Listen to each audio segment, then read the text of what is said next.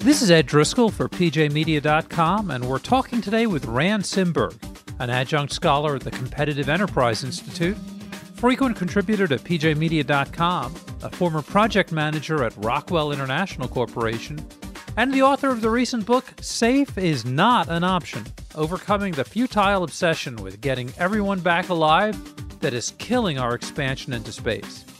It's published by Interglobal Media and available from Amazon.com. And Rand, thanks for stopping by today. Rand, the culture of NASA has changed dramatically since the days of the right stuff and the goal of landing a man on the moon and returning him safely. How did the culture of NASA become so risk-averse? Because we quit doing things that were important. That's my thesis, anyway.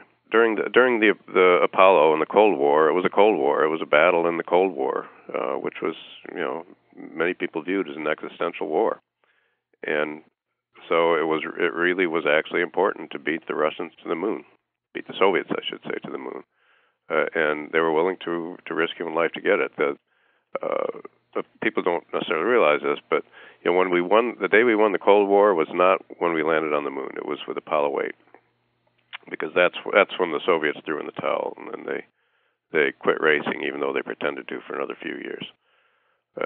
Because then they knew at that point they weren't going to be able to beat us. So then they just pretended they'd never been racing.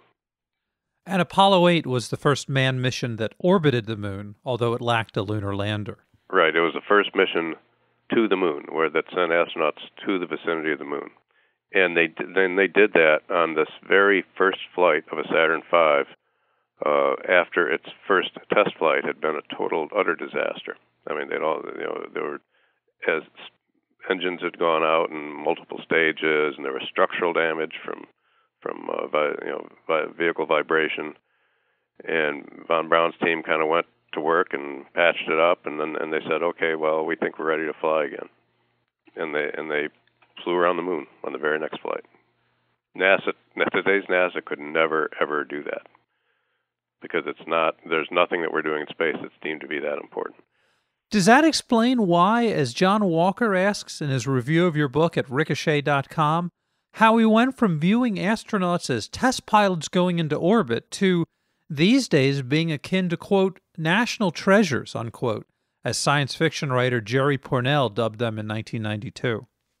Yes, in fact, that's a quote from the book. I point that out when Jerry did say that. They're not national heroes anymore. They're national treasures. Far too risky to be expended on something as risky as spaceflight. Well, with that in mind, what priority does NASA have in the Obama administration? Very low. But that's not unique in the Obama administration. I can't think of any. The last time NASA had really high priority was probably in the 60s. Even Reagan didn't make it a high priority. He was more interested in SDI. But what Reagan did do was at least start the commercial space industry off with the Commercial Space Launch Act in 1984. But typically, NASA is never a priority politically. Well, in contrast, and I know we could spend the whole interview on this topic alone, what's the current state of commercial efforts to send people into space? It's actually fairly vibrant. If you look at what SpaceX is doing, and Elon Musk's company, it's been being held back a little bit by these safety issues. Because one of the things they're doing is that they have this commercial crew where they're trying to replace the Russians, and I've actually been ranting quite a bit about that in the last few weeks, because now that everybody's paying attention, realizing that if they didn't realize before how dependent we are on the Russians, not just for engines for our primary launcher for military satellites, but also to get to and from the International Space Station. And I had a piece at USA Today on Friday saying, the reason we're dependent on the Russians is because we have this obsession with safety. And I just followed that up today with a fairly long post at the Corner where I linked to it and then expanded on it with other more recent events. It's actually a fairly fast-moving subject in terms of news, with the Russians threatening to end space station after 2020, when the partners, or at least the U.S., had said we'd like to go to at least till 2024. And Rogozin, who is the deputy prime minister in Russia responsible for spaceflight, made a threat a couple of weeks ago saying, hey, maybe NASA ought to think about getting a trampoline to get to ISS. NASA is obviously still struggling to determine what it wants to do in space, what it can do in space, now that the shuttle is retired. I remember after the Challenger explosion in 1986, Arthur C. Clarke dubbed the space shuttle the DC-1.5 of space. Compromised beyond belief, it never did live up to the legacy of the classic DC-3 cargo plane of World War II. Now that it's retired, what's the final post-mortem on the space shuttle? That it was a noble idea, poorly executed, but in another sense, it was actually a terrible idea, in the sense that the idea was that NASA, it would be the single way for the nation to get everything into space, and that was always sort of crazy. And the problem is that there's still a lot of people that want to repeat that error, and the Space Launch System is an excellent example of it. We have I don't know how familiar your listeners are with that, but it's the new heavy lift system that some people think we can't get to other planets without. I disagree with that, but that's the excuse for it. It's really kind of a jobs program to keep some of whatever's left of the shuttle workforce employed. But they claim that we need this launch vehicle that throws 130 tons to orbit in order to go beyond Earth orbit, and yet they don't think we need a backup to it. I doubt anyone working for Amtrak, in their heart of hearts, thinks of the federally owned railroad as being superior to, say, the Union Pacific or the Norfolk Southern railroads.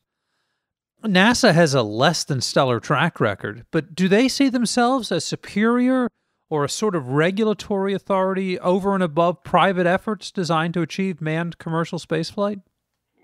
Well, when you say they and NASA, NASA's a big agency with lots of people working for it. I don't think very many people see themselves as being the regulatory authority. They certainly are not, from a statutory standpoint. That's the FAA regulates that, not NASA. But I do think that there are still a lot of people who are kind of, think that they have the right stuff, at the agency, even, despite, history and reality. But, I can't speak for everybody at the agency. I can say that my USA Today piece on Friday got a very warm response from a fairly high-level NASA official, and I can't say any more than that. But he thought it was right on. Rand, I recently interviewed Mark Stein, and I'd be remiss without asking you as well. What's going on with Michael Mann's lawsuit? Basically, what we're appealing the initial failure to dismiss on the basis of what's called an anti-SLAPP law that DC has passed. And without getting deep into the legal details, first we were trying to figure out, we're trying to decide whether or not the appellate court has to decide whether or not we even have a right to immediately appeal. So they recently ruled that they're going to rule on that. I think that's the best, a good way of explaining it. But it's a very, very abstruse legal situation that only lawyers understand, and not all of them. And Rand, last question. In the 1960s, America went from an embryonic government space program barely capable of manned suborbital flights to landing men on the moon.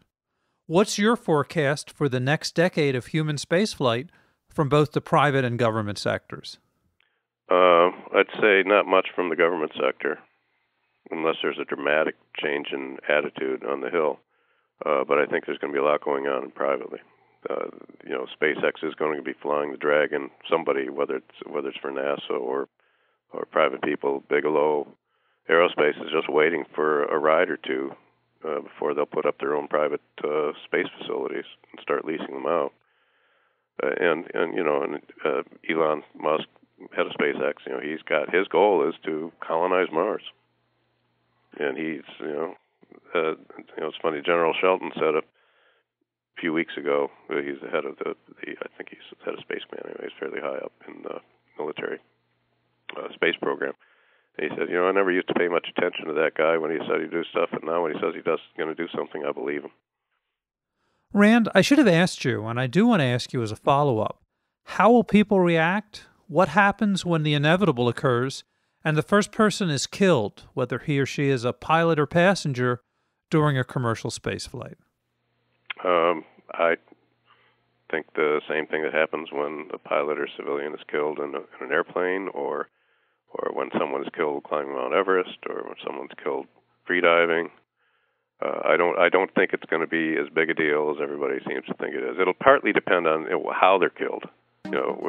Was it something stupid, or something that couldn't have been anticipated? I think that'll make a difference. This is Ed Driscoll, and we've been talking today with Rand Simberg about his new book, Safe is Not an Option: Overcoming the Futile Obsession with Getting Everyone Back Alive that is Killing Our Expansion into Space. It's published by Interglobal Media and available from Amazon.com. And Rand, thanks once again for stopping by PJmedia.com today. Well, thank you, Ed.